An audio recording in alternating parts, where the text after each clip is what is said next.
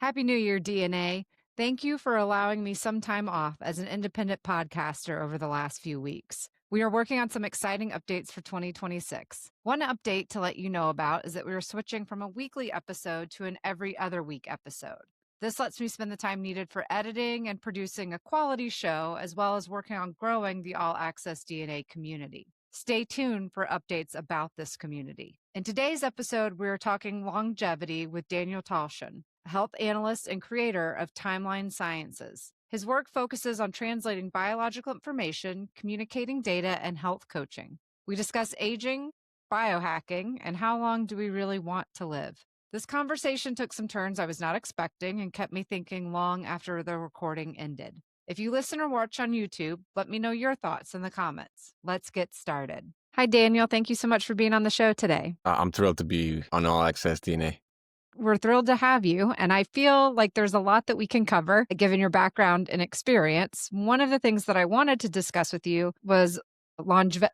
I'm going to say it wrong every time. Longevity, right? You Okay. got I it. don't know why I want to keep adding an extra syllable in there, but I want to talk a little bit about it because I hear a lot about it, read a lot about it, but I'm not as well versed in it. And so I'd like to kind of better understand it. Maybe we could start off with just sort of what is biological age, how is it measured, and go from there. Yeah, a really important tool, I think, utility for today when we start talking about longevity. It's just another way of saying health.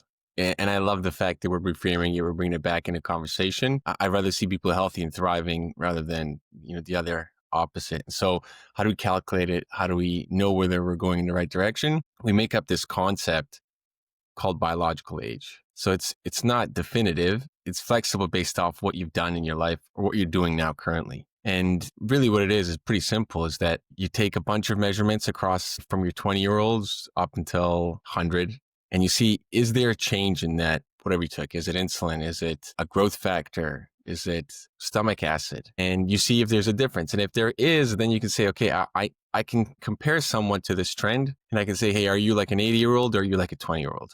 And we can try and split hairs and give someone a definitive number. It's like, oh, you're 82, but that's not accurate, and that's not really feasible because of the unfortunate fact that we're all different. If everyone was the same, it'd be easy, but each person brings an ecosystem. Each person brings a genome, a unique genome that's never going to exist again on planet Earth. And because they do so, it makes it pretty complicated. So there's very simple ways you can make these biological age calculations. The best in the field is when you have maybe about a dozen. You would need more. The more, the better. And there's a model called Clemmer-Duval. And they published a way in which you take chronological age out of the actual calculation, and you use the fact that they are linked with age as something in which you can leverage. But in a very simple sense, you can make methods in which you simply make it binary. Are you older or younger? You can make it so you put it somewhere within a score of 100, and are they plus or minus over 50? How much are they over 50? How much are they below 50? Meaning you would then add a cofactor to their current age. So lots of different ways. It's a great utility tool to be able to assess, are you going in the right direction with whatever type of biological measurements you want to take, whether they're biomarkers in the blood or biometrics of heart function, lung function, so on and so forth. So really it's sort of thinking about age maybe as a measure for health, but saying it's not just, your birthday, right? So saying somebody is 45, it's saying because of these additional biometric or kind of external factors, as well as genetic or internal factors, that age could change. Maybe your body's functioning more like a 35-year-old. Absolutely. Okay. Stomach acid is a very easy one. You can take a 20-year-old that's abusing their body.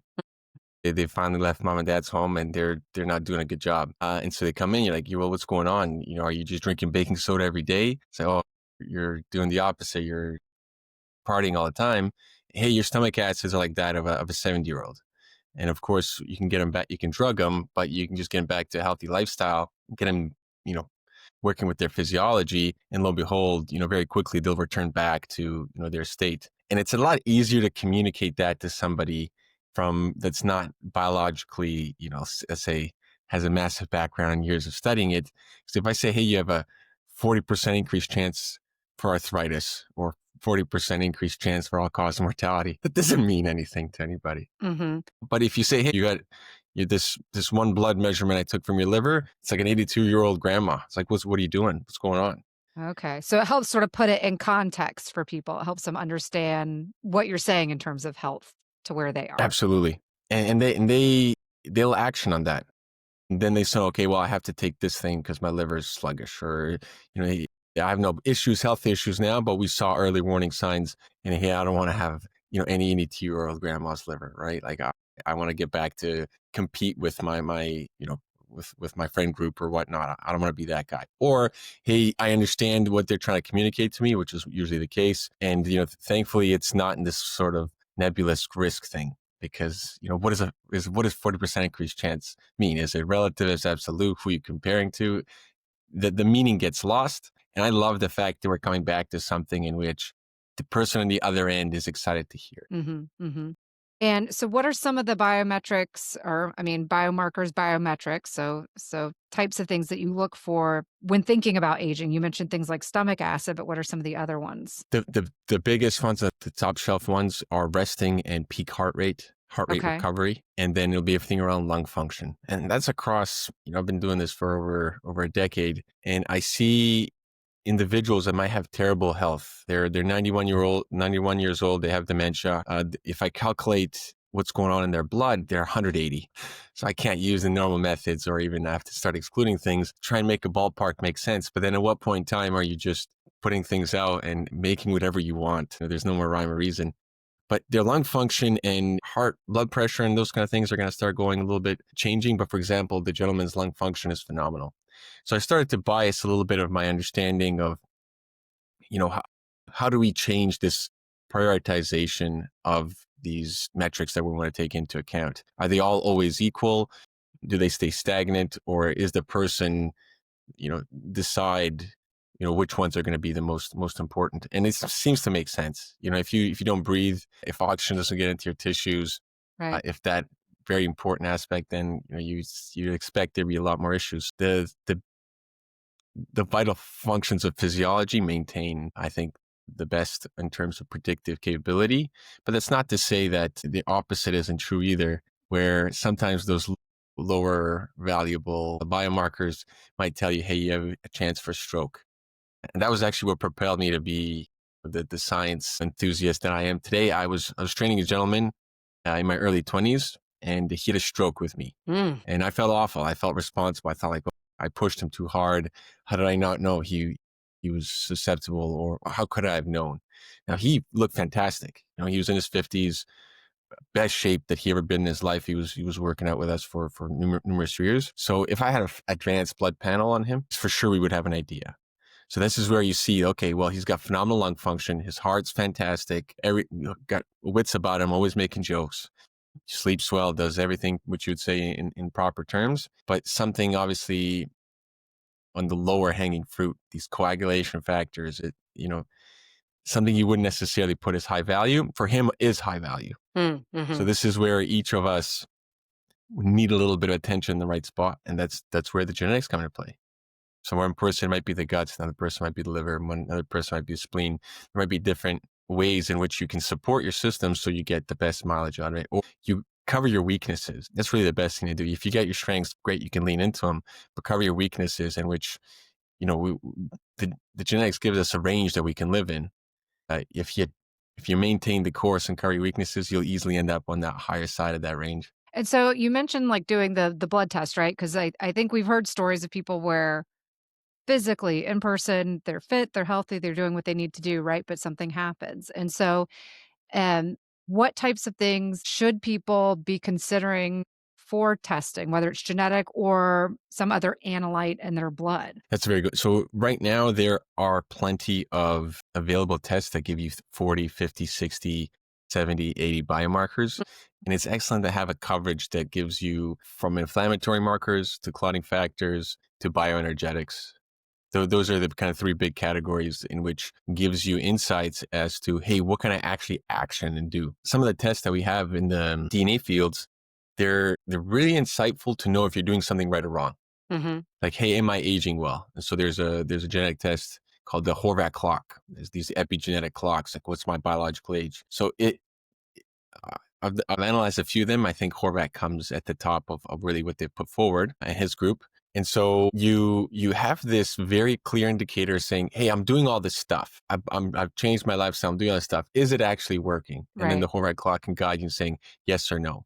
But if you use that as your initial starting point and you say, "Well, I'm not doing so good," you have no clue as to where to start necessarily. So you need to get back to just basics. Work with someone that can put you on the right path of what are the big game changers for a person's health? Is fasting, do you have to fast? People would like to maintain a lifestyle of, I think, indulgence rather than recognize that you have to sacrifice some things or just adjust, switch how you're living a little bit. And that's going to get you a lot further than trying to drug yourself or do other aspects around that. So the blood panels, I kind of mentioned these three big categories, but it's only becoming cheaper and cheaper to get access to the blood tests. Now, I know in Canada we have one called Molecular U, and in the States, I believe there's a handful. There's 10X. Hmm. I think there's one from Merck, and I know there's a bunch of others that give you smaller panels. You could always go to your doctor and ask, "Hey, I want several blood tests," but then you'll be taking out 6, 7, 8 vials, and you won't get that coverage necessarily. So it's easier to get this kind of blood panel, and it's best to get it when you're healthy. It's a weird thing to say, Well, but it if you gives you get it like when a there's baseline, right? So, okay. you're thinking like a scientist, Yeah. and I think the majority of the world is not there yet. I do think a paradigm shift needs to occur so people recognize, hey, I'm doing great right now. I really want to know what's going on with me. What are the tools? What's the biotech out there right now that can give me some confidence and back this up? And so why I say that is that it might not give you so much value initially. It might be more fun than anything else. But as time goes on, it just pays for itself like an unbelievable investment. Because when you finally need to make a decision for yourself, whether it's a treatment, whether it's therapy, whether it's, hey, what am I going to do for the next decade of life? Or how I put a lot of effort in when I was younger. Do I need to keep putting in the same effort? You have a way, like you mentioned, to compare back to yourself. And this is where the biological age idea becomes a little bit moot because your best comparison is you. Technically, if you want a biological age to be 100% accurate, we don't need individualized calculators for ourselves. Right. And so this is where we start beginning of creating our own, profile. We call it like a little digital or molecular profile that you have confidence that you have to be the advocate for yourself. You have confidence that, hey, I know what I'm supposed to be doing. Because going from one person to another or healthcare practitioner to another, that they don't know you as well as you do. You're stuck with yourself 100% of the time. So this is, I think, a great way to be able to, if you go to a trainer, hey, I have issues with clotting, so let's maybe avoid some very sudden changes in blood pressure or something that would cause pressure to change very drastically quickly. It's like, okay, I understand. We're not going to do powerlifting. We'll do muscular endurance. So then the person knows how to adjust for your case, your scenario. Hmm. And so you mentioned, which we won't get too into it because it'll be a bit challenging with you being in Canada, myself being in the US, and we have listeners across the world in terms of access to these types of tests, but that they're typically not something that your primary care physician or your family doctor would necessarily order. So they may need to be things that are ordered by yourself or paid for out of pocket, not necessarily something that would be covered by like health plans types of things. That's absolutely the case. A lot of the clients I work with are in the US, and a lot of them will simply use their GP still. So I'll go into Quest Directory and say, hey, get at least these 6. We'll use these 6 as our biological age biomarkers because not every single thing in your blood is as useful as for determining health. Right. Some of them are just like red flags. They're only useful if they're really out of range.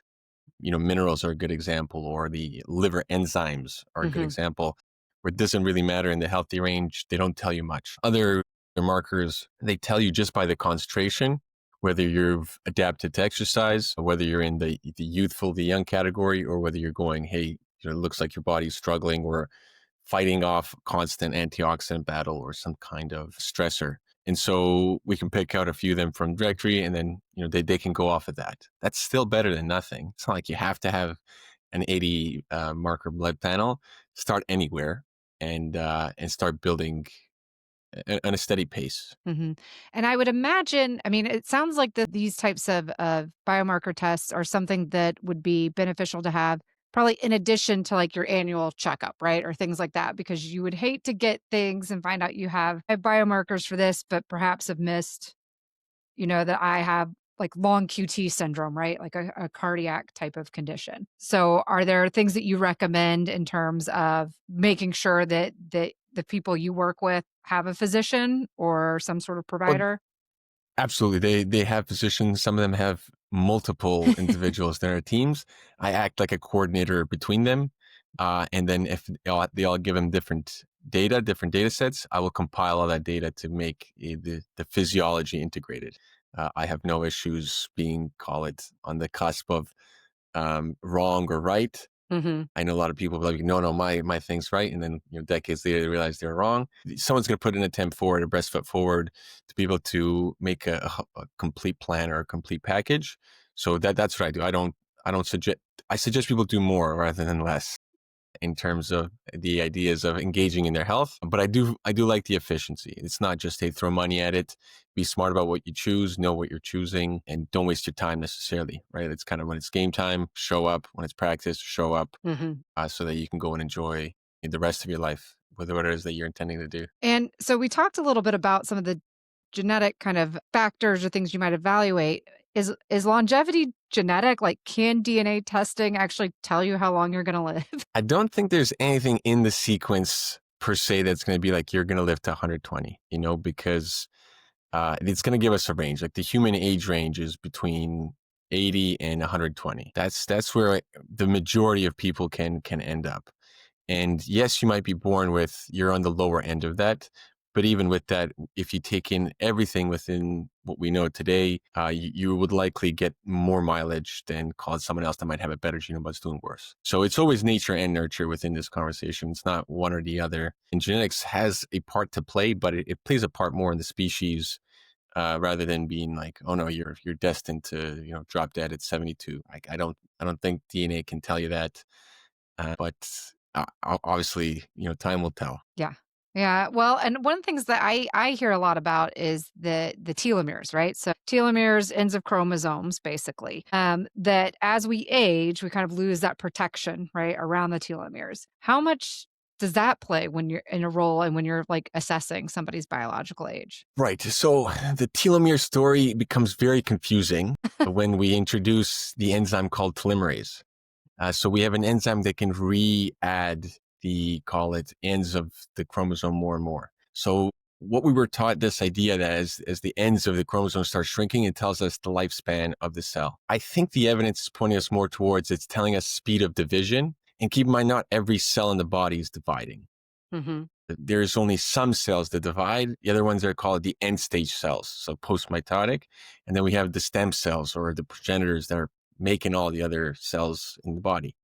So our blood primarily is made in the bone marrow. And then once it's out, it does this thing.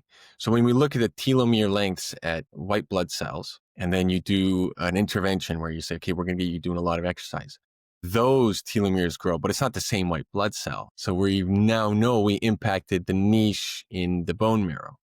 So I think this part is a really important thing to see, that the telomere length is almost like a proxy for how well you're doing, for kind of like that Horvath clock of, is what you're doing working to some extent. So there are things in which you can use to force telomerase to work, but I don't think that's a smart approach. Mm. Again, taking that very direct biological pathway approach could have consequences you don't want.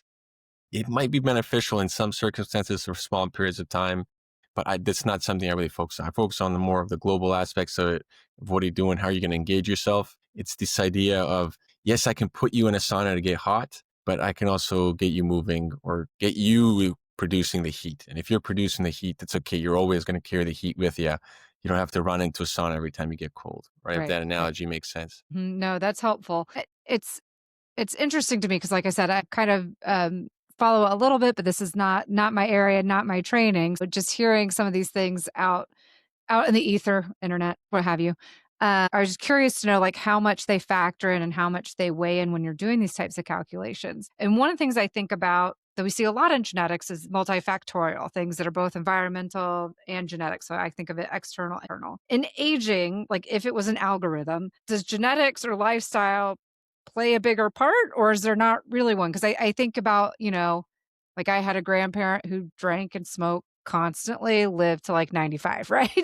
And so you're thinking about those types of things. And so I guess how much does genetics play a role? How much does lifestyle factor play a role? Yeah, sometimes the smoking and the drinking keeps a person around. If you take it away, they collapse shortly after. So it's interesting how we develop almost a hormesis if we're constantly putting in toxins into ourselves. We get better at dealing with it. Though I wouldn't suggest that for, Right. for the average individual. I do think the what you do plays in a bigger factor. So if someone's living 95 and it seems like, how are they getting away with doing all this stuff? They've probably done a lot of things right. And so there's lots of instances I can point to. The last person that I met that was a 101-year-old was in Wyoming. And that's not a blue zone. He wasn't doing the blue zone diet. He wasn't doing all the things in which would put him within the same categories as, call it, the other centenarians. So, how does he make it to that age? And then, his parents, they didn't live to 100. Mom was in the 90s, dad was in the 80s. So is that just genetic? Do we just use that as a cop out and so don't investigate further? And then you ask him, well, how'd you live? Well, I woke up every day at 5:30. I'd finish eating by 1:30 and I'd be in bed, just as the sun went down. Like, okay, there seems to be some type of commonality with what I prioritize is whatever he did, even if he had whiskey or if he had a cigar or something like that, their quality. Hmm. That's a big part no one wants to talk about. And then the other things that come into it is his recovery systems are working phenomenally, right? And for men to make it to 100 is a little bit harder than for women. It's interesting that even though you have almost everybody else in their population not making it to 100, he makes it to 100. And he's living a very routine life. And his diet is very, very much so tied in with almost 100% what he's producing. Hmm. Hmm. So I think that kind of brings us a little bit to you get to choose your own routine. You do get to choose your own environment to a certain extent. And a lot of us, our environment isn't the best, right? And so my saying is you can't have A plus health in a C minus environment. Right? You breathe in the world. You're constantly exchanging with the world. And if what your surroundings are is polluted, you're not going to do so great. And so there was a few authors I read when I was really young that mentioned that living in cities is not the best for health and longevity. So the more you start looking and teasing apart all these big data sets and trying to pinpoint individuals, I mean, you can cherry pick everything you want. But when you start meeting people, when you experience it, you realize, okay, these subtle aspects, that's where the long game really comes into play. Mm. Individuals that are living on the outskirts. It's a lot of nature, clean air, grass, water, food, and that is going to play a bigger role. Now, hey, someone gets 8 more years than the other person. That's just life. Make the best of what you got, I think. And by knowing some of the aspects for longevity, putting a high emphasis on your recovery system, putting high emphasis on nutrition's a big thing, but bigger thing today is avoiding things that are just going to do you unnecessary damage. Right. And fasting is a component of that. I think the refrigerator has entirely shifted the way in which human beings have to develop a will. They have to they have to prevent themselves at 11 o'clock at night opening the fridge and dealing with their emotions through food, which that's a big part of what people aren't ready to let go of. And once they realize and once they let go, they start feeling superhuman. Like, wow, this is what the human experience is supposed to be like. That I'm supposed to feel supercharged, energetic in the morning, not needing a coffee the first thing that I wake up, even though I'm drinking a coffee here with you. But I think these are very small aspects in which to accentuate that when you do things right, and the sooner you do things right, the more mileage you're going to get out of it. Because this biology we're starting to know incredibly well. But the cell has to make it to 100. If you're getting your cell to divide exceptionally fast, we know that you're not going to make it to 100. It doesn't matter what other kind of great things you're doing if you're burning through your cells. So this is where I hear all the time, no, I have a very balanced diet. No, I have a very healthy lifestyle. Hmm.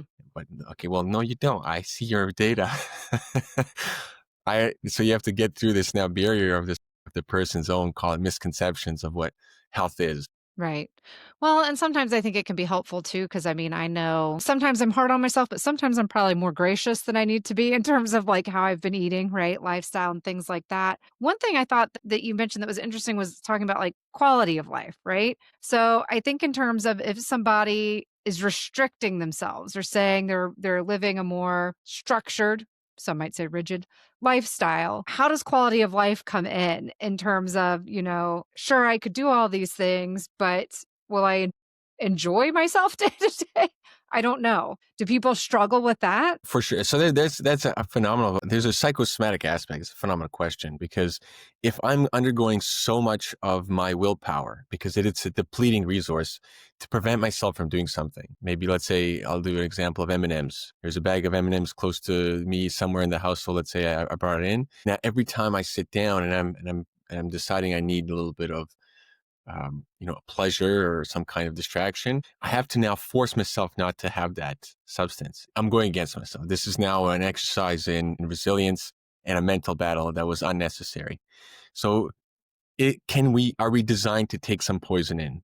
Let's call let's say alcohol and sugar. We'll just say, are we designed to take poison in? The answer is yes. Like we don't have to live, a monk lifestyle. And it doesn't mean that we are going to get punished with having massive problems, but quantity and how often you're engaging in those kind of activities is the meat of the conversation. Really is, are you doing it every single day? Because that could be a lot worse. If I'll have a little bit, in the morning every day versus I'll just eat a massive amount one time. And it also depends on who you are. Can you handle that massive amount one time? Maybe, maybe not, because biology works in thresholds. So I have to give hand waving answers because you'll meet everyone that breaks the rule. Right. But you'll meet always someone that breaks the rule. But I think you brought a very good point up because if you're putting yourself in a psychological state in which is miserable, that's not a mindset that's for longevity. Right. Right. That's what I Right? was thinking. I was like, that's going to be hard to keep up day after day. And there has to be some kind of honest truth to a point where it's like, well, I'm just indulging in sweets all the time. What's going on? What do I have?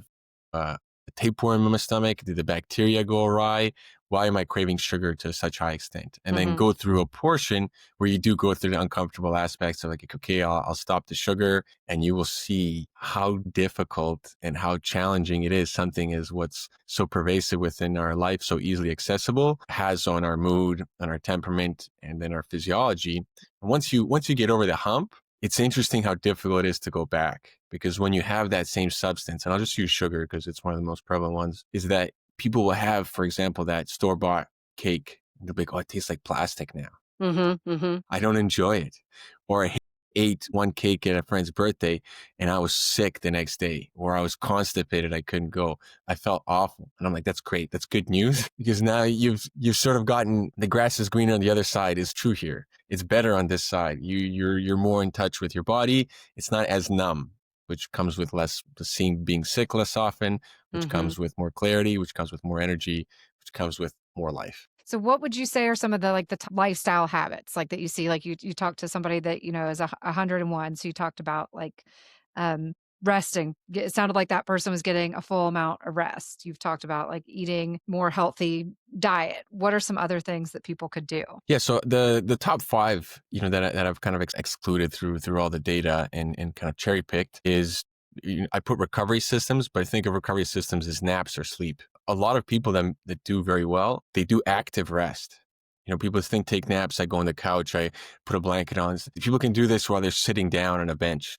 They tip their head over. I think there's lots of pictures for olden day when people used to work and wake up with the sun.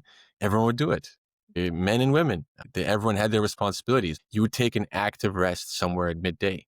I don't think we do that as much anymore. That's possibly we'll adapt to it. That'll be fine. But the aspect of allowing your body to recover is very important, and then not inhibiting that recovery. Constant eating inhibits your rest, digest, recover, redistribute. It's not just call it the relaxing aspect. It's the fact that it's going to reorganize your body. And so not interrupting recovery system is very important. We think, when your heart rate goes up during exercise, you're not going to immediately try to stop it. So it's the same idea with all these other biological pathways that occur, allow them to have a very nice warm down where you go for walking, where you slowly allow your system to cool down.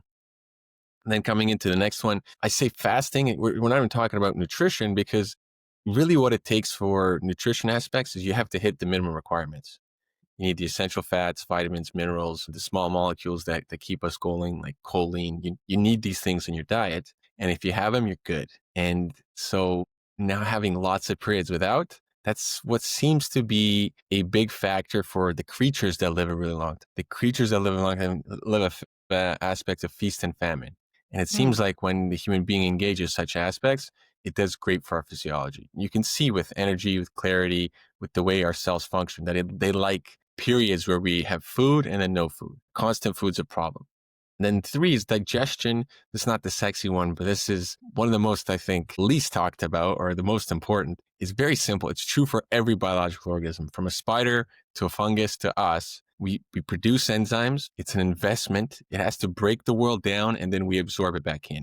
The more efficient that process, the better off you are. So when we look, why is there a lady in India in places that's unbelievably polluted living to 115? She eats lentils, rice, and then a cabinet of 50 spices. Okay, well, there you go. It is the spice of life. Hmm. There's things in those spices that are really facilitating digestion, recovery, protection, all these other aspects. So digestion's a big one.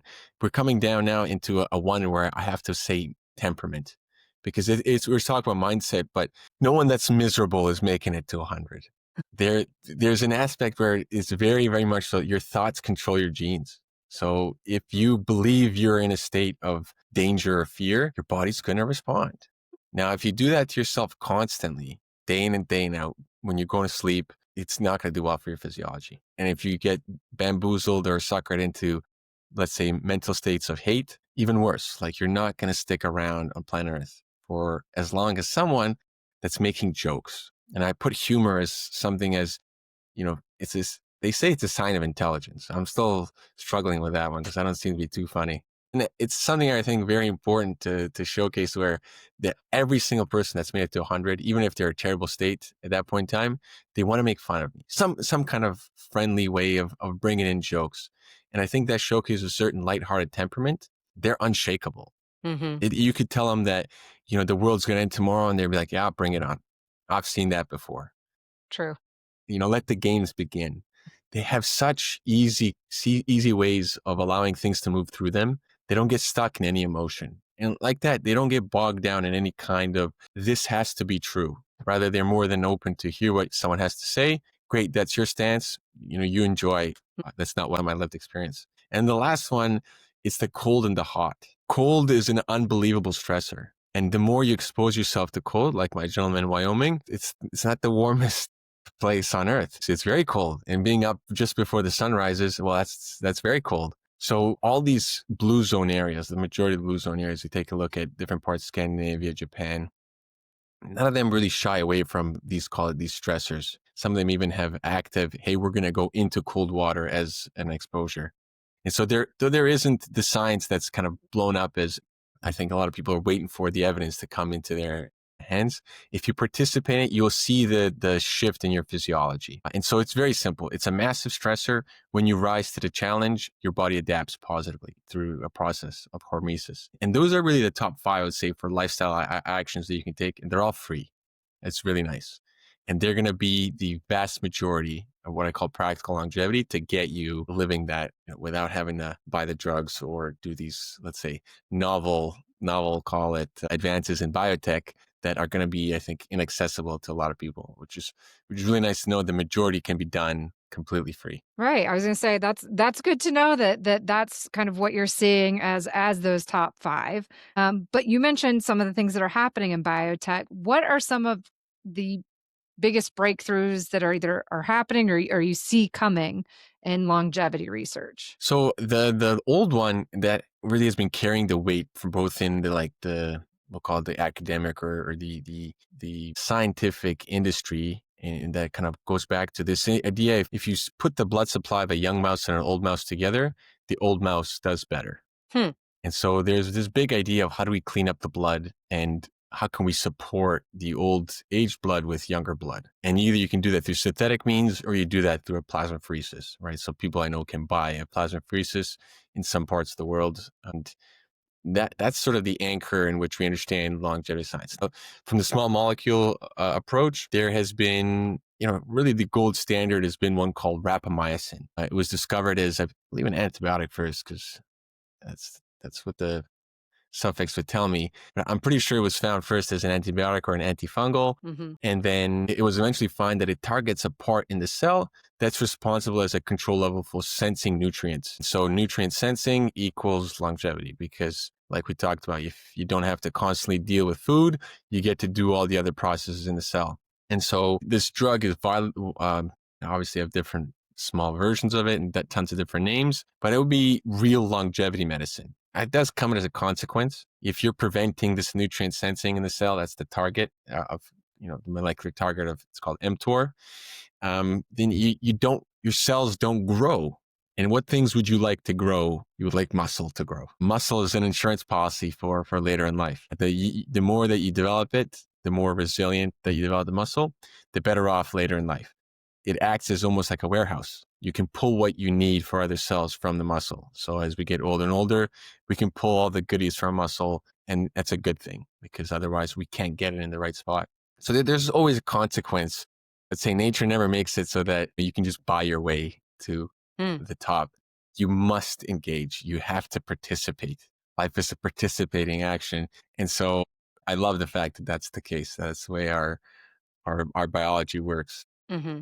And so those I think are some aspects. What's coming on the horizon? There's only more and more small molecules that people are figuring out that can help extend certain parts of the aging process. So we don't age synchronistically, meaning, our stomach acids, skin, muscle, bone, heart, pancreas, they don't all age at the same rate. And so there's different ways to help support each one. There is really longevity ones, but there's other aspects where what if you just help deal with the antioxidant load within a certain, call it, very active cell, like in the pancreas. Does that count now as longevity medicine? Well, yeah, it just helps sustaining a process that prevents degeneration. So now we're kind of bordering on lines of just health again. Hmm. Yes, there is distinctions with, call it the mechanisms, but for the average individual, it's like, is this going to keep me healthy? Is it going to keep me healthy for a long time? Great. And if someone's like, hey, I want to make it to 98 for whatever reason, or I want to make it to 105, tell me everything I need to do, then they can start going in, splitting hairs and be like, okay, well, let's engage all these processes. Let's figure out how to incorporate maybe rapamycin and then get you off it. But possibly they'll be better and better, called small molecules. I don't have great optimism for it because it's going to be done through industry. Industry is not going to share it. They're going to hide it behind, intellectual property. And so how is that going to look? How are we going to find the fallout?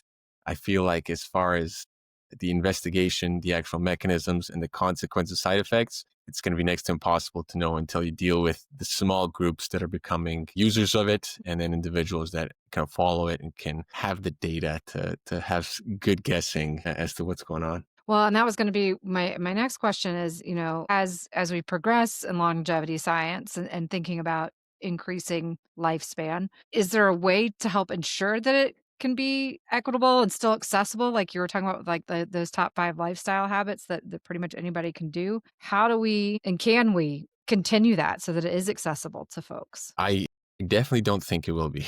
Okay, It I isn't appreciate the now. honesty. It isn't now. It wasn't before, and it won't in the future. I think for the mass majority of people, if we're talking about rapamycin, like that's not where they are in life. And when someone does a lot of things correct or when they push themselves to a certain level, that sort of avenue opens. So I don't think it's also call it such a bad thing. It's not like this really awful thing where if you get everything in a row, usually you become a successful person. And what I mean by that is that you're going to have to let go a lot of tendencies in which are causing you problems in order to be able to get to that type of state where you're like, well, I'm ready for this. Because there's no point of giving you a longevity drug if, you're still degenerating based off your own actions. You have to stop doing those Hmm. first, so to speak. And it's also nice that we do have a partitioning where if people are engaging this stuff and there's something wrong with it, it isn't being called it deployed to the masses too quick, too fast. And yet, oops, we didn't know. Right. I think we have one too many stories throughout our history where we play know-it-all through, a couple of institutions. And then lo and behold, there's, lots of problems with what we put forward. And then we try and cover it up, sweep it under the rug. So always having a control group, right? That's what I would put forward as one of the most important lessons in science. You always want a control group. You want people to participate in something and you want people to abstain from it so that you can at the end say, you know what, in 40 years, this was the outcomes for the two groups. Okay, we know something now. Now we give the option for people to participate in it or not. You always want to leave the window open because the person will show you through their biology, through their actions of how they can navigate and what's possible. And if you force everyone down one route, you're going to miss out. You mentioned some folks that may say, even say to you or others, I want to make it to 98 or I want to reach this. How long do people really want to live? How long should we live? Because that's one of the, I guess, the philosophical questions I come back to is, do we really want to live forever?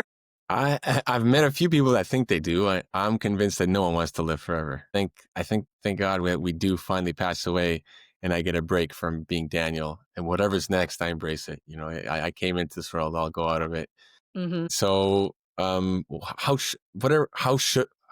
old should we get to? Or I guess that's a weird way to think about it. The should is always very difficult Yeah. to answer. I guess I think about it terms too, like it's sort of like, what are the ramifications? What are things that you know, what happens if we have a population that lives to 500, right? And so we have more people and more strain on potential resources and, kind of downstream implication. Yeah, I think there's a very important thing to consider that the human being itself is a resource. And if you are living to 500, you'd find things to do. Maybe that means that you would be better for the planet because you'd be able to contribute or corral or let's say move things in a direction which helps the flow of the planet rather than, we are always engaging in things that are destroying it. So if the genome would allow for us to live to 500, I think we'd adjust to it. We'd find ways in a lifestyle that would accompany such a feat. So let's say maybe in a generation, something flips in our genetics and we give birth to the first generation that live to 500. They would figure out after 100 years, it's like, wait a minute, we've gotten very smart. We have a lot of wisdom. We have to take the next 100 years in this direction. And that would be a pretty awesome thing. How many of us know the names of our great grandparents? Maybe a handful.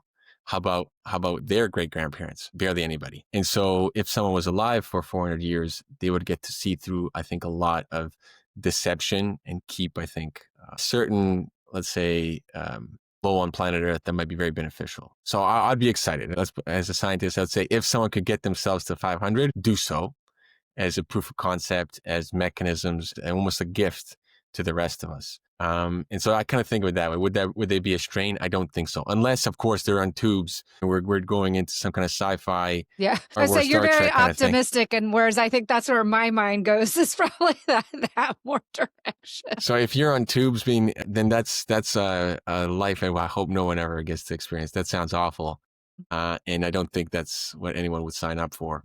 But I definitely think the vast majority of us would like to go as soon as the people that we've seen in our life also pass. My great aunt passed at 104, and she chose to leave. She said, everyone come into the room. Hmm. She said her last words to everybody, and she said, I'm not waking up tomorrow. Nobody took her seriously, and she didn't wake up the next day. She told them, light me a candle. They lit her a candle, and then when the doctor came, they're like, well, I don't see any cause of death, right? There's no struggle. And I've heard because I've shared that from quite a few individuals, similar stories Hmm. from fathers when they see their sons and they're okay. The wife's not around anymore. Dad's in 84, phenomenal shape. He says, hey, it was good. I'm ready to leave. And within the next week, he's gone. So I think there's something very beautiful there in which we don't have in today's society. We don't have that as a conversation. We don't have that as access to knowledge, and we don't have an understanding of it. Hmm. And I think that is something I think would be very nice to embrace a little bit more of a beautiful passing or, hey, I'm ready to finish and what that really means. Yeah. Yeah. No, and I agree. I think it's something that we don't talk as much about. So that's why I was curious to hear your thoughts because I think and when we're talking about aging or longevity, I hear much more chatter about age to get to or to continue to to age, which as my mom would say, it's an honor that not many of us get to experience. It is something worth celebrating. But I do think there is this sort of conversation that happens in terms of I hope I have a life well lived, and I hope that when it's my time, it's something that I am embracing. Or to some of the folks that you had mentioned, they're kind of like, I know this is the next step. I think that's absolutely beautiful. I love that saying. It's an honor that not all of us get to experience. And we do have some of the best medicine in existence. I think people give a lot of, let's say, flack to the healthcare system because they're viewing it as something that it's not. So in times where I am ready to go, but I'm in pain, we have ways to ease the pain. Hmm. So it doesn't even have to be a messy process if people didn't live, call it the perfect in line with their physiology and biology. And I think something very important that is just a cultural shift, right? Instead of on our deathbeds to be sad and mourning, throw a party. So let's, if I'm 98, can barely move or whatever, give me some morphine. Let's throw a party. I'm out next week. That's, I think, a lot better than this very sad state in which, the people that are survived are mourning, whereas take the gifts that were given, celebrate them, and know that there was a big part in which they played in our lives from one side to the other. I like that idea very much. And Daniel, I just appreciate you taking the time not only to talk about the science, but also get into this philosophical discussion because I do think a lot of the science and these types of discussions go hand in hand. And sometimes we only look at it one way or the other. Before we go, is there anything that we haven't covered that you wanted to make sure we talked about or that listeners are aware of? Opportunity to say another aspect. Well, there's an infinite amount of things I would share in terms of this aspect of getting on the right track, but I would share this idea very different. Maybe it's in line with what we're talking about of sharpening up your language. Something I encounter quite a bit is that we get stuck in vicious circles of language, of a programming of language that gets us in a state that only the human being can get into, where based off what you believe, you start ruining your existence. And until you're able to find some honesty, the only person that can find is you because you're the only one spinning the story of escaping what I would say the vicious circle. And so the way to do that is to sharpen up your language. Whatever the definitions that people are giving, hold people accountable to it and have yourself at most be impeccable with your definitions. When you're good at science, you're good at understanding what the word is, putting feeling to it based off what someone else has said. So if someone says holistic, you understand that word meaning as whole systems, Mm. not as something that's out there in the ethos behind the moon or whatever. So we have holistic systems, nervous system, blood system, fascial system. Those are holistic systems. They're not woo-woo. They're not science. They're extremely scientific. And once we are able to step into a very much so sharpened mind, it becomes easier to navigate all of the emotions that are going to be thrown at you from life. It's testing you to say, are we going to get a reaction out of you? We would like to put you in turmoil. We would like to put you in outrage. There's a feeling that it's almost addictive to be in those states. Don't get there. And how do you do that? Sharpen up your language. Be impeccable with what you're saying. Well, thank you, Daniel. I very much appreciate it. And that's something I will probably be thinking about for some time. So thank you. Thank you. It was a pleasure. Absolutely blessed to be here with you. For more information about this episode, visit allaccessdna.podbean.com, where you can also stream all the episodes of the show. Any inquiries on the podcast can be sent to allaccessdna@gmail.com. Please rate and review the podcast on Apple, Spotify, YouTube, or wherever you listen. This helps other people like you discover the show. Note that this podcast is for entertainment and education and is not intended to be a substitute for professional medical advice. Please consult your physician with any questions you may have regarding your health. All Access DNA is an independent podcast hosted and produced by me, Kate Wilson. Designs by NKJ created the logo. Thanks for listening and join us next time.